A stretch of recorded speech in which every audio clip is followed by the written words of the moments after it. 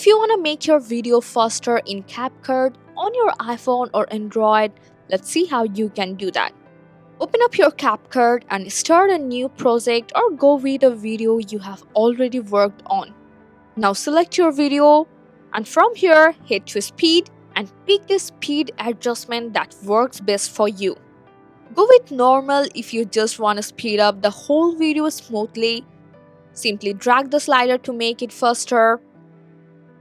Try curve if you want to speed changes at different points. You can either customize it by your preference.